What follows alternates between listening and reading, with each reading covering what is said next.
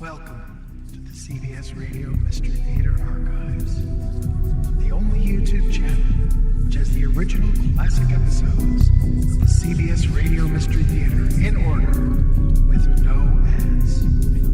Thank you for listening, and now, enjoy the show.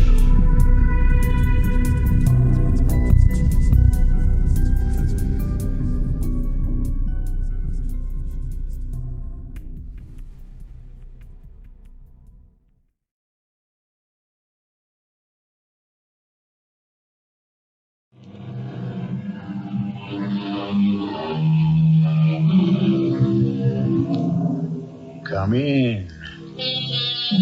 Welcome. I'm E.G. Marshall. One of the compensations, I'm told, of advanced age is becoming an eccentric. When one is young and on into middle age, eccentricities are regarded with suspicion. We are expected to conform, to be more or less like, or at least similar to others. But in old age, our eccentricities, our oddities and peculiarities are somehow transformed into traits that appear rather dear and delightful, and we can even be loved for them. It's something to look forward to. Not much, but something. What are you doing there, my girl? Why, reading the scriptures, sir. Are you indeed? Let's have a look. Oh, please, sir. Aha! I thought as much. A mirror. A mirror concealed between the pages. Out! Out with you! Out of this house, you package!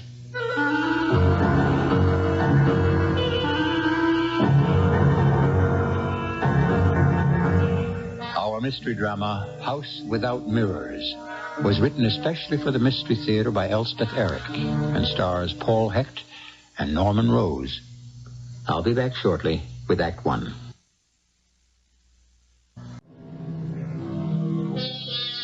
We have said before that eccentricity is tolerated, often affectionately, in the elderly. However, the story we bring you now does not concern an elderly person. It's about a man who at the start of our drama is about 35 years of age.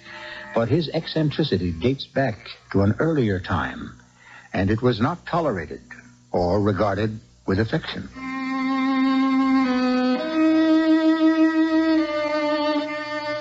If I could have afforded a house along the riverbank, I should most certainly have lived in one.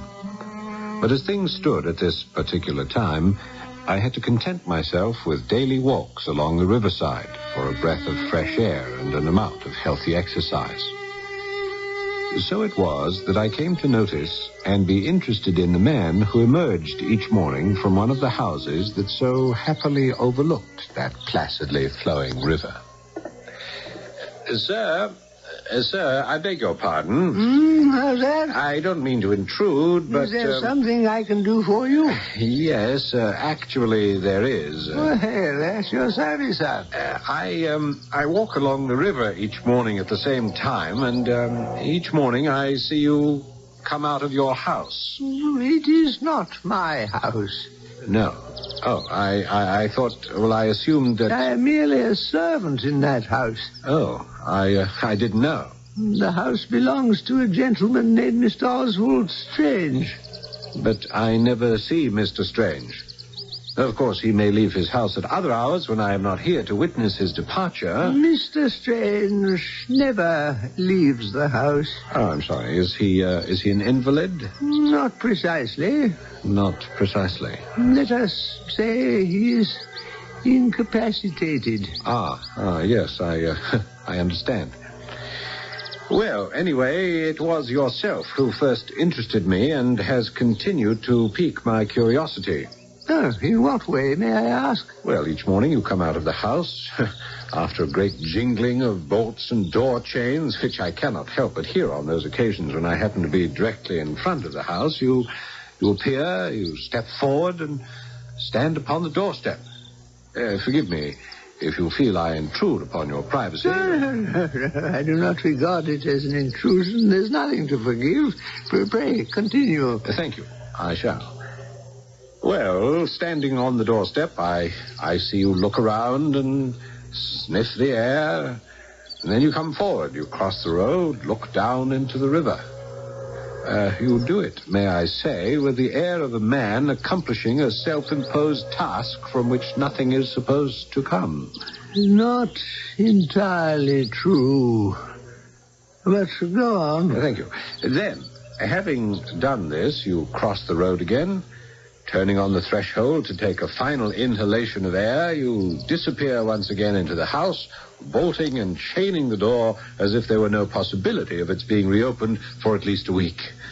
And yet, the very next day, you appear again, unbolt, unchain the door, sniff the air, cross the road, look into the river, and the identical performance repeated day after day after day.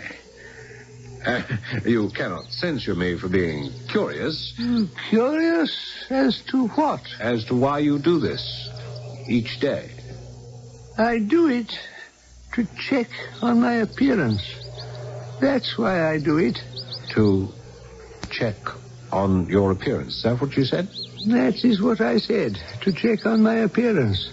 After all, as valet and companion to a gentleman such as Mr. Oswald Strange, I cannot permit myself to appear unkempt and slovenly. No, but surely it can't be necessary to look at your reflection in the river. Surely there's a looking glass you could employ for the purpose? There isn't a looking glass in all that house, sir. No looking glass? Is that what you said? It's some peculiar fancy of my master's. There isn't one in any single room in the house. Not one. How very odd. Why should there be no looking glass in any of the rooms? Ah, sir. There is the mystery. It's just a fancy on the part of my master. His ways are queer ones. And this fancy about the mirror is one of them.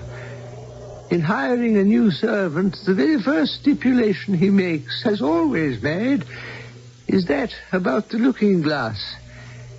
It has been one of my duties to explain the thing as far as it could be explained before any servant could be taken into the house. But how could you know that there would never be one? Ah, there's the rub, sir.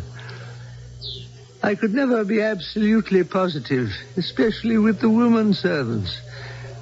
What lies they would tell. They would protest that they didn't want to look into a mirror, and all the while the wench would have a looking glass of some kind or another hid away among her clothes upstairs. Sooner or later she would bring it out, and leave it about somewhere rather, where like as not the master might see it. I well remember one of them. An ugly one she was, marked with the smallpox, something terrible, and forever reading her prayer book at odd times. One day, I came into the kitchen, and there she was, at the table. Arabella? Yes, Mr. Macy?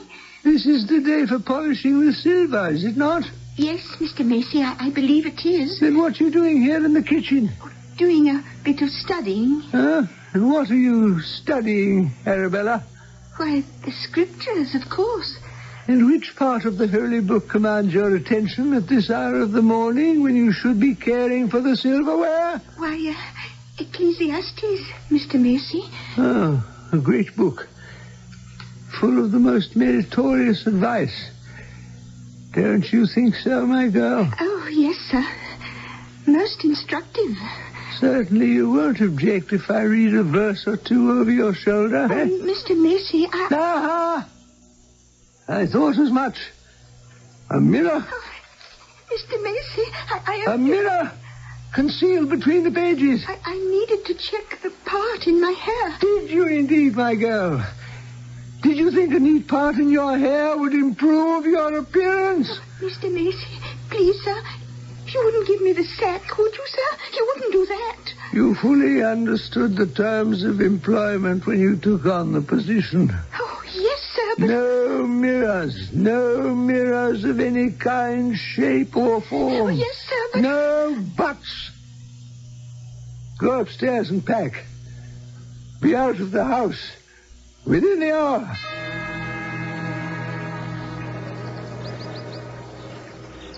I watched the poor girl leave, carrying her poor belongings in a battered portmanteau. It was all I could do to keep the tears from my eyes. Yes, I can well imagine. Of course, I had to tell Mr. Strange the reason for the girl's leaving. He'd taken a real liking to her. She was most efficient in her work, so I had to tell him her transgression. And how did he react to that? A look of infinite sadness came over his face. He sat for some length of time with his head in his hands, his shoulders bowed. I waited motionless until he could bring himself to speak. At last, he raised his head, rose, walked over to me. "Why must I punish others for the sin which is mine own?" he said. That is what he said, sir. Then he walked out of the room. Sin? What sin did he refer to? That I cannot tell you, for he has never chosen to tell me. I have a wild desire to fathom the mystery of this man who cannot abide the presence of a mirror. Is there no way you can persuade him to confide in you? Gentlemen such as Mr. Oswald Strange do not confide in their servants. But there must be someone, somewhere, who knows, who at least can furnish a clue. There is one. You might go to see Dr. Garden. And who is Dr. Garden? My master's very old friend.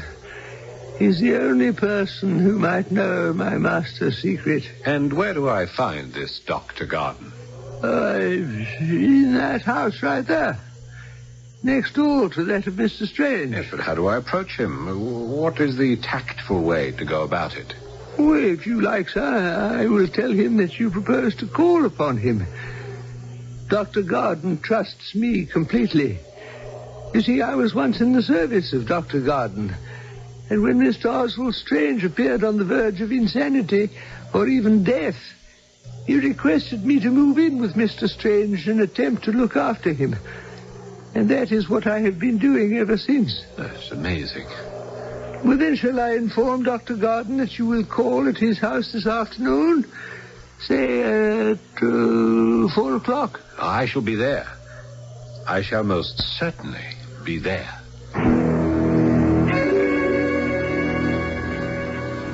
I am very grateful to you, Dr. Garden, for permitting me to intrude upon you this way. Oh, not at all.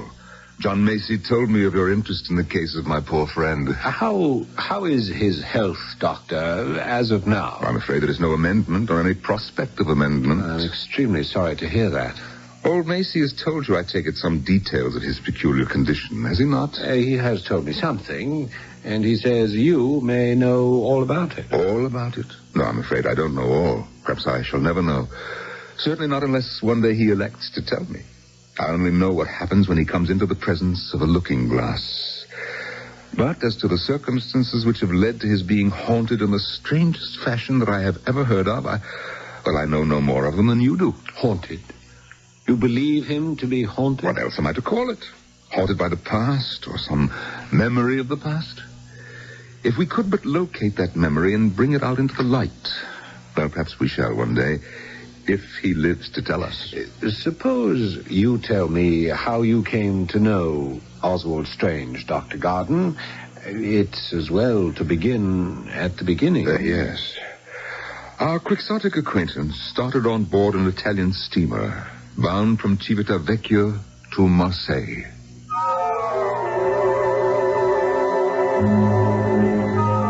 If it is true that our ghosts are but memories of the past, then all of us are, in very truth, haunted, and will be to the end of our days. Still, it is comforting to think that not all our memories are hideous or malevolent or wretched. Certainly, some are tender and loving and merry. So, all our ghosts are not hideous or malevolent or wretched. Quite a few are loving and merry and tender. I'll be back with Act 2 shortly.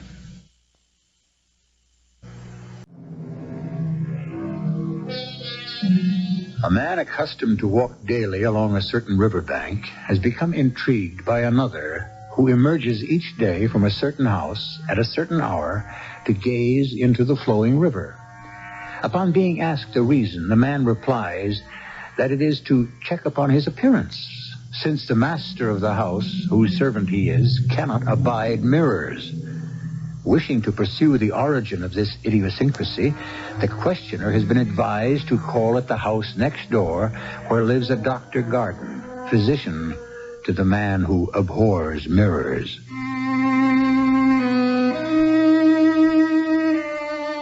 It is appropriate that I interpolate here the fact that I aspired to become a writer, a weaver of tales, perhaps one day to earn my living by such endeavors.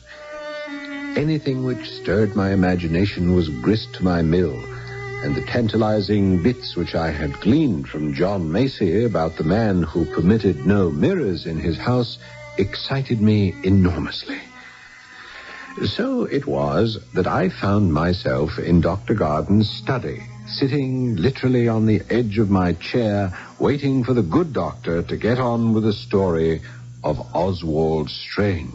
Forgive my poor manners. I neglected to ask you if you'd care for some tea. Oh, thank you, no. There's no trouble. I can ring for some. No, I'm so eager to learn what I can about your friendship with Oswald Strange that, truthfully, tea would be a distraction. Our friendship had a most inauspicious beginning, I assure you. The first morning on board the Italian steamer, after a rather uncomfortable night, I was shaving in my cabin. The door was open to improve the quality of the air. Well, sir, suddenly this stranger comes up behind me, glances for a moment into the small mirror before which I was standing, and without a word tore it from the nail and dashed it to pieces at my feet. Good Lord. At first his face was livid with passion, a passion of fear, it seemed to me, rather than anger. But it changed after a moment, and he seemed rather ashamed of what he had done. I myself was in a frightful rage. Yes, no wonder. I gave it to him in a style of language which I now regret, but which I hope was excusable at the time. Clumsy, lumbering ox. Do you know you've made me cut myself? What the devil do you think you're about? I didn't mean to. You didn't mean. You walk in here like a madman, come up behind me without a word, look without permission over my shoulder, and seize the mirror I'm using and smash it to bits. And you say you didn't mean to? It's true. It was as deliberate an act as I have ever witnessed. Don't tell me you didn't mean it. But I didn't. Impudent fool. Please, sir, let me speak. Pertinent idiot. Sir, I tender you my most abject apologies. Believe me, I'm deeply sorry for what I did. You've every right to be sorry. It was pure accident, sir. Believe me. Accident? You think I'll swallow that feeble explanation? Well, perhaps not. Call it an uncontrollable impulse, if you will. A sort of seizure, which comes over me.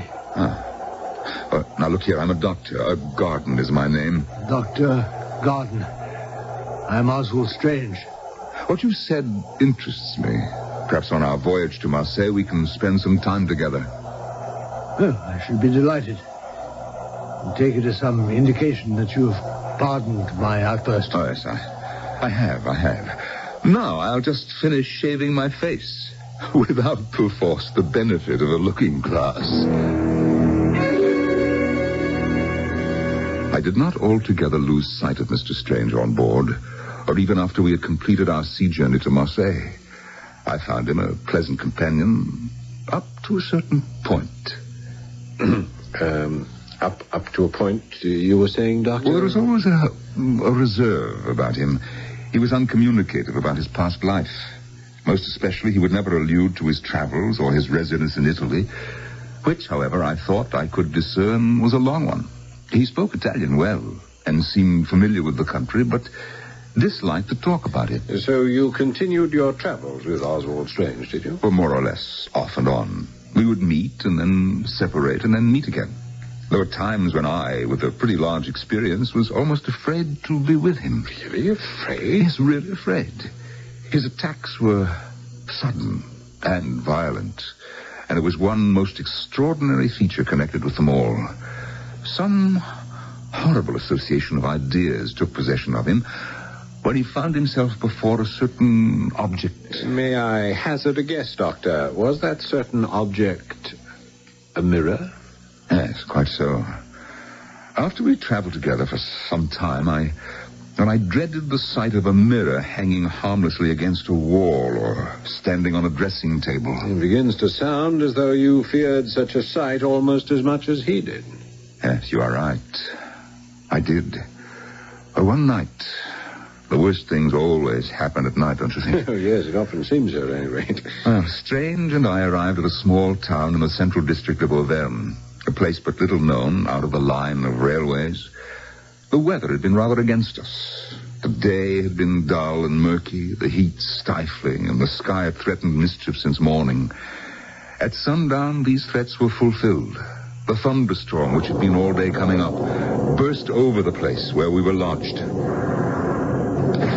I have never been persuaded that sudden changes of weather, which have so much effect upon animals and even on inanimate objects, can fail to have some influence on a piece of machinery so sensitive and intricate as the human frame. Do you not agree with me? I do indeed. I firmly believe that it was at least in part due to the disturbed state of the atmosphere that on this particular evening I felt nervous and depressed. And when my new friend, Strange, and I parted for the night, I felt as little disposed to go to rest as ever I did in my life. The thunder was still lingering among the mountains, seeming sometimes nearer, sometimes further off, but it never ceased altogether.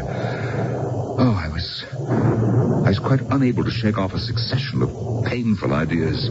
His image was almost continually before me. You can understand how, with all that had gone before, it would be. Yes, I think I can. Well, there was a door between our rooms, and the partition dividing them was not very thick. Yet, I heard no sound, since I parted from him, that he was there at all, much less that he was awake and stirring. I was in a mood, sir, a mood which made this silence terrible to me. I had foolish fancies that, he was lying there dead, or in a fit, or whatnot. And what with the thunder and all my fancies took possession of me. I could bear it no longer. I went to his door. After listening very intently, but quite in vain for any sound, I knocked very sharply. There was no answer. The suspense was becoming unendurable. Without further ceremony, I turned the handle of the door and went in.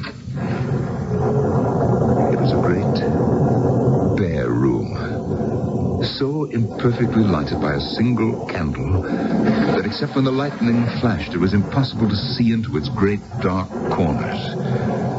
But from the moment I entered that room, sir, the action of my senses and the faculties of my mind were held fast by the ghastly figure which sat motionless before a looking-glass. Oswald Strange? A looking-glass? Aye, sir. Oswald Strange sitting before a mirror. I cannot impress upon you how terrible it was. The weak light of the lone candle shone upon his face, lighting it from below. He was leaning forward, his hands upon the table where stood the mirror. He gazed into the glass with a terrible fixity. The sweat was on his face. His rigid features and his pale lips were horrible in that feeble light. He was completely stupefied and lost. Oswald Strange, it is I, Dr. Garden. Don't you know me? Come away from the table. Come, my friend, come sit in the chair by the bed. Now, don't be frightened. I am here to take care of you. You know that, don't you? No, of course you do. Now sit down. There. No, you are overtired and you feel the weather. Don't you think you ought to be in bed? Now, suppose you lie down and let me try my skill in mixing you a composing draught. How will that be, I'm better now. Yes. Well, that's fine. Now, let me go to my room and fetch some medicines. I'll be right back. No, don't go. In heaven's name, don't go. Don't leave me. Oh, all right. If you wish me to stay. I do. Then I shall. No. Now tell me what I can do for you. Fetch the mirror. The mirror, you said? That mirror. There, on the table. Very well, if you insist. I do. I do insist. All right. Now, I have it. Now, what shall I do with it? Hold it up to my face. You sure this is what you want? Directly in front of my face. Very well. Now, look into it. Over my shoulder, look into the mirror. All right. What do you see? Tell me what you see. See? Why, I see a very pale face with sunken cheeks. What? Sunken cheeks and two hollow eyes with large pupils. You mean that you see it too? See what? That face. That face. That face, which is not mine. Oh, no. The face I see always instead of my own. My dear man, no. I see you. Only you. It was your face I described as I saw it, none other. Look again. Look in the glass again. Tell me what you see. Whose face is there? Why, yours, of course. Now tell me, whose face do you see? His. Only his. Always his. Always his. His. Always his. And with that, he passed out. Poor man. Yes, you may well say so. But I knew what to do now. Here was something I could understand. I had with me my usual small stock of medicines, and I did what was necessary. He was very ill, at death's door for some days, and I could not leave him, though there was urgent need for me to be back in London. Now, when he began to mend, I sent to England for my servant, John Macy. Ah, yes, whom I met. I knew I could trust Macy to the utmost. Acquainting him with the outlines of the case, I left him in charge of my patient, with orders that he be brought to this country as soon as he was fit to travel. Which clearly he did. Yes, and with some success. Strange was able to lease the house next to mine. Absolutely incredible. It is nearly a year now since my poor friend took up residence next door to me. For some months now, he's been daily getting weaker and weaker. John Macy has been his constant companion. Oh, were it not for John, well, heaven knows. And in all this time, neither you nor Macy has been able to ascertain what face Oswald Strange sees when he looks into a mirror. Never. Well, has neither of you asked him, pressed him for an explanation? I see you know very little of the nature of hallucination. Little or nothing, I must admit. To the one who hallucinates, the hallucination is quite real. Nothing in this world and no one can persuade him that what he sees, or hears in some cases, is illusory. What he sees, really sees. Well, then what's to be done for the poor man? Very little, I'm afraid, except to wait, to watch him, to make him as comfortable as possible, keep him from getting too excited, ensure him what peace of mind we can, and hope against hope that the hallucination will disappear. Yes, but will it, do you think? I do not know. I cannot tell. It is beyond me. Dr. Gordon! Doctor! That sounds like Macy. Come in, Macy. Dr. Gordon, you had best come to Mr. Strange. He needs you badly, sir. Is he worse? I think, sir, that he is dying.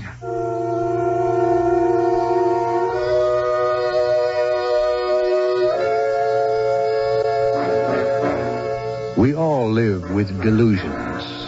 Why, there's hardly a woman alive who does not believe in her secret heart her appearance has changed only a little since she was 20 or 30. Many men share the identical delusion. But when delusion develops or degenerates into hallucination, then madness may threaten, perhaps even death. I'll be back shortly with our final act.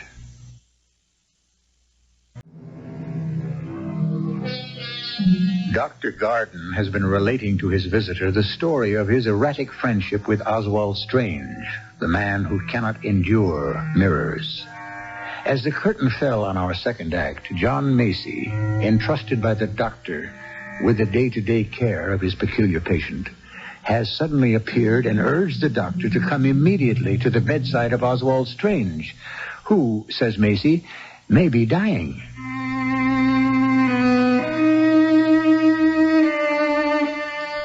The face of John Macy was ashen pale.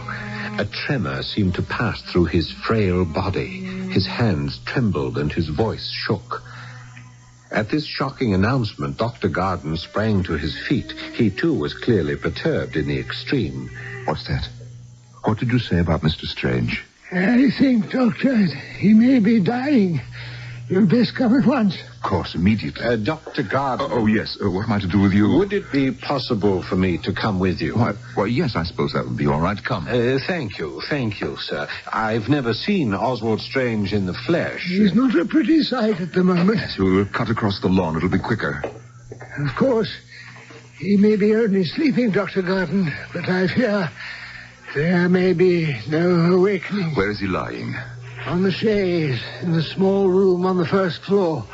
I left the door unlocked. Permit me. Straight ahead, Doctor. You know the room. Yes, I know it well. If he still sleeps, we'd best keep our voices down. That's quite right. Speak softly. There he is, Dr. Garden. Yes. But he's not dead, Macy. Oh, thank heaven for that. He's opening his eyes. Oswald, it is Dr. Garden. I'm here with you, and so is John Macy. And who is that other? Do you wish him to leave? He knows something of your sufferings and is interested. But he will go away if that's what you want. Let him stay. Very well. Is there anything you want? Anything we can get you? Yes. I want a mirror. A mirror? Are you quite sure you want a mirror? I'm sure. Or do you think it wise? You're in a weakened state. I'm dying. Will you not grant me my final request? Macy, fetch a mirror for Mr. Strange. Yes, but there's no mirror in the house, sir. Well, then fetch one from my house. Yes, sir. Now, Macy has gone to get you a mirror. Ah, good. Prop me up, will you? I speak with difficulty, and I have something to say. We are listening. I loved my wife dearly. Her name was Lucy. She was English. But after we were married, we lived a long time in Italy. She liked the country, and I liked whatever she liked. She liked to sketch, too. Had ambitions to be a painter one day. So I got her a teacher. He was an Italian. I shall not give his name. We called him the Master. Yes, the Master. Little did I know. Oh, now you're growing short of breath, perhaps. Do not interrupt, please. I must finish. Very well. My wife, my Lucy, had a maid. Had it not been for her, I might never have found out what I did find out. And what was that? I'll tell you. Then I can rest. One day, I sent for this maid of my wife's. You wish to speak to me, Mr. Strange? Oh, yes. Is the master in the house at the moment, do you know? Oh, yes, sir. He's in his room. Would you ask him to come down here for a short while? Tell him I'd like to discuss my wife's progress. Oh, he's sure to know all about that. Huh? How's that? What did you say? Nothing, sir. I'm not sure he would wish to be disturbed at the moment, sir. And why not? He's writing a letter. Is there any reason why he cannot break off writing a letter to speak with his employer? Is it a letter of such vast importance? It's a letter to your wife, Mr. Strange. A letter to my wife? But he sees my wife each day. Why would he be writing her a letter? It's a love letter, sir. A love letter? Is that what you said? That is what I said.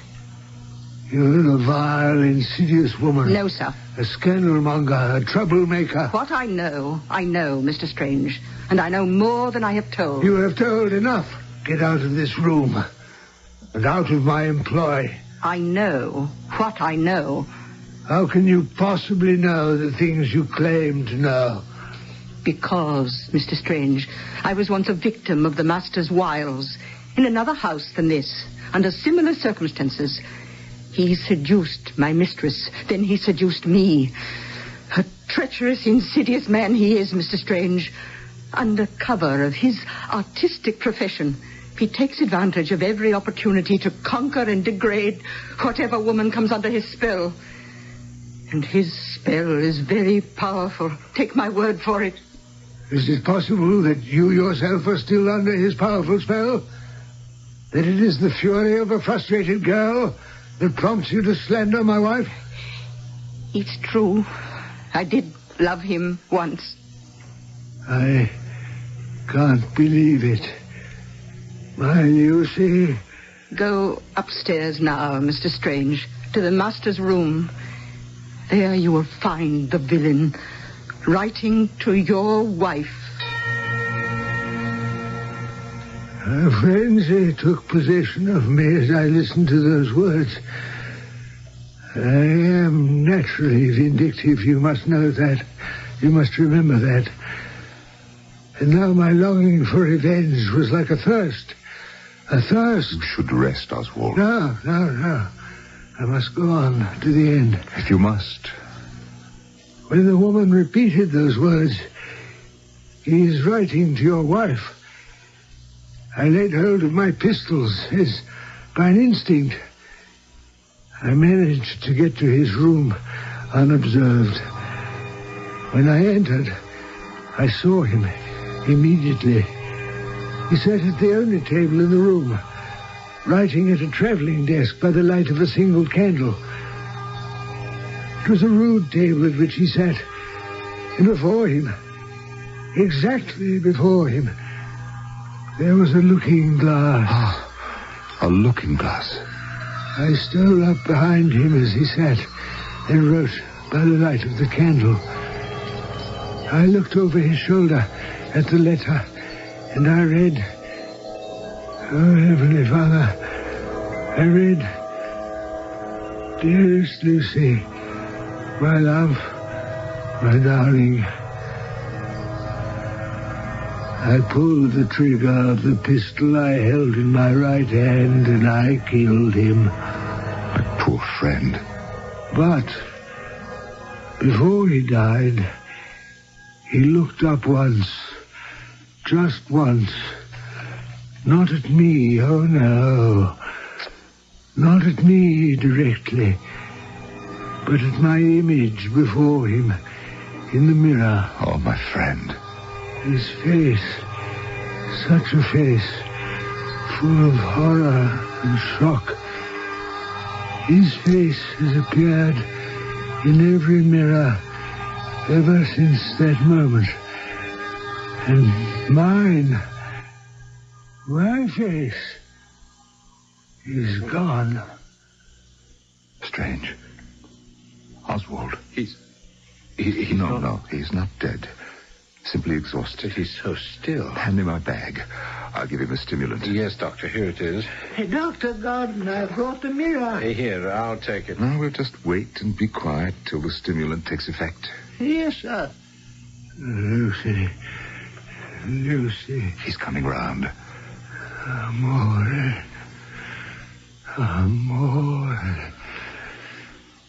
La mia esposa.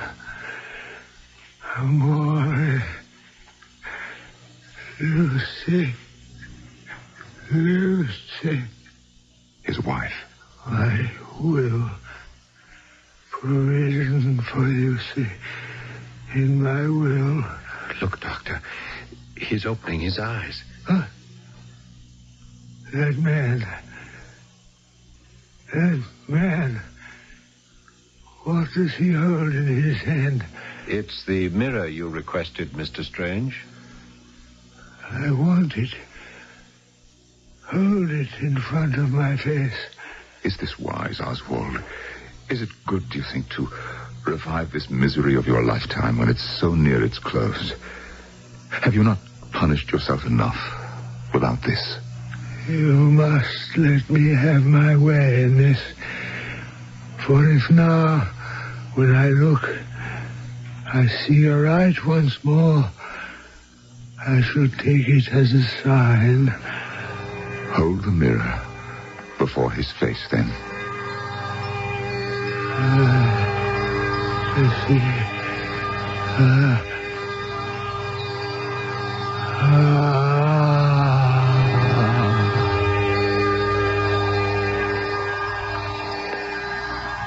As I held the mirror up to the dying man, as he looked intently into it, the three of us who stood by his bedside saw a look of purest rapture spread over his face, and his frail body relaxed.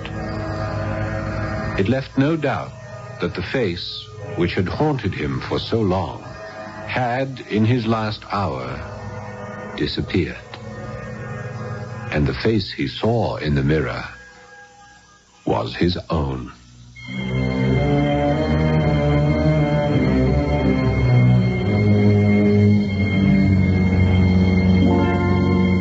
And that is the story of an hallucination. That an hallucination is self-induced makes no difference whatsoever. As is the case with all psychosomatic ailments, the pain is very real to the sufferer. For the sufferer, it truly exists. To the sufferer, as in the case of Oswald Strange, it can bring death. I'll be back shortly.